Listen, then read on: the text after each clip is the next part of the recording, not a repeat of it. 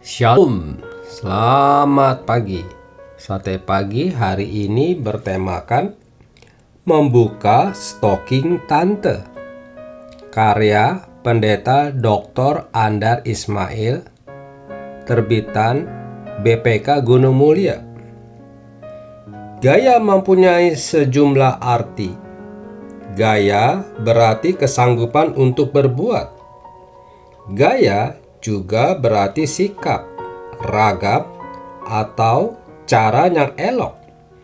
Gaya pun berarti tingkah laku.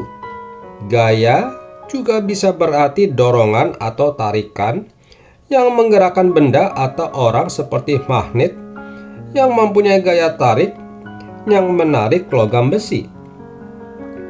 Bagaimana dengan gaya hidup? Gaya hidup berarti pola tingkah laku sehari-hari seseorang atau suatu kelompok. Tentunya pola itu khas. Tingkah lakunya itu mempunyai cara yang khusus. Lalu, apa artinya gaya hidup Kristiani? Definisinya tidak ada.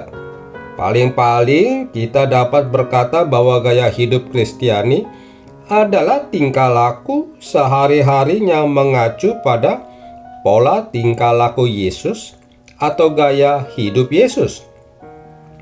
Langsung muncul sebuah tanda tanya. Apa artinya gaya hidup Yesus?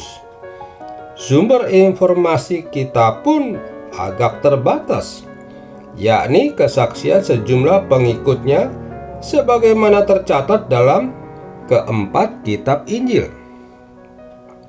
Semua kisah itu dapat kita deretkan, bandingkan, dan tarik garis sejajarnya dengan bertanya, apa sikap Yesus terhadap dirinya, orang-orang di sekitarnya, dan terhadap Bapa Surgawinya? Apa sikap Yesus terhadap penguasa, terhadap rakyat jelata, terhadap kaum perempuan, terhadap kekuasaan dan kekayaan, terhadap orang yang beragama dan berbangsa lain, terhadap para pemuka agama dan yang lainnya. Ketika membaca kitab-kitab Injil, kita memperhatikan apa sikap Yesus dan apa yang diperbuatnya. Mari kita lihat dua contoh. Agaknya Yesus cukup sering menunggang keledai, sebab keledai adalah angkutan umum yang lazim di Israel pada zaman itu. Namun, kitab-kitab Injil mencatat bahwa pada suatu hari Yesus sengaja menyuruh para rasulnya meminjam seekor keledai untuk masuk ke kota Yerusalem. Menunggang keledai tidak mempunyai arti atau lambang tertentu. Tetapi penulis kitab Injil memberi sebuah arti, yaitu sebagai lambang kerendahan hati Yesus. Penulis mengutip sebuah nubuat dari Sakaria yang mengatakan, "Rajamu sedang datang kepadamu. Ia rendah hati dan menunggang seekor keledai." Jangankan seorang raja, para serdadu Romawi pun tidak mau menunggang keledai. Mereka memilih kuda karena kuda lebih memberi kesan bahwa penunggangnya gagah dan berkuasa. Akan tetapi, menurut para rasul, Yesus yang adalah raja memilih keledai karena ia rendah hati. Contoh kedua, mencucikan kaki para tamu merupakan kebiasaan yang lazim di Israel pada zaman itu. Bahkan dalam kitab Injil juga dicatat adanya kebiasaan cium kaki. Tujuannya adalah kenyamanan dan kebersihan setelah berjalan dengan kasut di jalan yang berpasir dan berdebu. Tugas mencucikan kaki itu dilakukan oleh budak yang paling rendah kedudukannya. Jika di rumah itu tidak ada budak, tuan rumahnya yang melakukannya. Namun, pencucian kaki itu tidak usah dilaksanakan jika pihak tuan rumah berkedudukan lebih tinggi. pada sebuah pertemuan antara Yesus dan para murid, terjadi semacam pertengkaran di antara para murid tentang siapa di antara mereka yang paling utama. Tertulis, terjadilah juga pertengkaran di antara murid-murid Yesus. Siapakah yang dapat dianggap terbesar di antara mereka? Mungkin pertengkaran itu merupakan luapan dari persaingan dan perasaan saling iri yang sudah lama terpendam.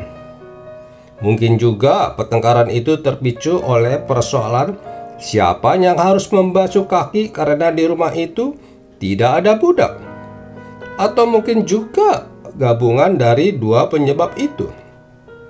Yang pasti, Yesus langsung bertindak dengan mengambil alih peran mencuci kaki. Tertulis, lalu bangunlah Yesus dan menanggalkan jubahnya.